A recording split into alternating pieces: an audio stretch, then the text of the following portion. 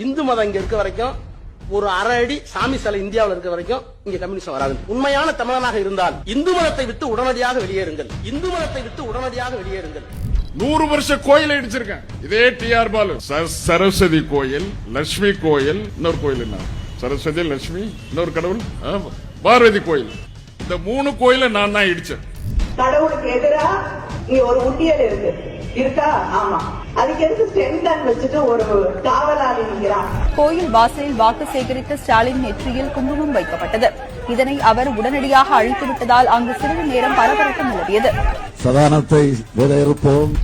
ஒருத்தர் இருந்ததாகவோ, அவர் இன்ஜினியரிங் படித்ததாகவோ, அவர் ஒரு பிரிட்ஜ் கட்டியதாகவோ சரித்திரம் இல்லை. புரோகிதர் சில மந்திரங்களை எல்லாம் எடுத்து சொல்லுவார். ஆனால் அதனுடைய உள் அர்த்தத்தை கொஞ்சம் நினைச்சு பாத்தீங்கன்னா அவ்வளவு கேவலமான வகையிலே அந்த மந்திரங்கள் இருக்கும். கொசு, டெங்கு காய்ச்சல், மலேரியா, கொரோனா இதையெல்லாம் நம்ம எதிர்க்க கூடாது, ஒழித்து கட்ட வேண்டும். அப்படிதான் இந்த சனாதனம்.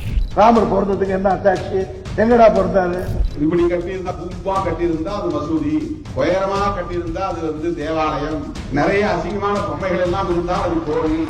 ராமர் தடவியதால் அணிலுக்கு 3 கோடு இருக்கிறது என்று சொன்னால் சீதைக்கு எங்கேயுமே கோடு இல்லையே, ஒருவேளை அவர் சீதையை தடவவில்லையோ என்கின்ற ஒரு சந்தேகம் இருக்கிறது. இந்துவாக இருக்கிற வரை சூத்திரன், சூத்திரனாக இருக்கிற வரை நான் நீ விபச்சாரியின் மகன். எத்தனை பேர் விபச்சாரி மகனாக இருக்க விரும்புகிறீர்கள்? ராமனின் செருப்பு தான் 14 காலம் தேசத்தை ஆண்டதாக அவர்களின் புராணம் சொல்லுகிறது. செருப்பிலே சாணி முக்கிய அடிக்கக்கூடிய அடி தினம் தினம் அவர்கள் மீது விழ வேண்டும். மகாபாரதம் முழுக்க முழுக்க விபச்சார ஏடு, அவ்வளவுதான். அதுக்கு போறா விபச்சாரத்திலேயே பிறந்து விபச்சாரத்தையே வளர்ந்து விபச்சாரத்தையே முடிஞ்ச கதை.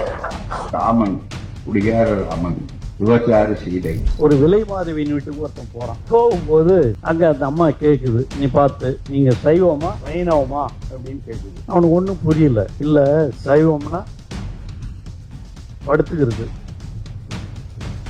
வைணவம்னா நின்னுங்கிறது.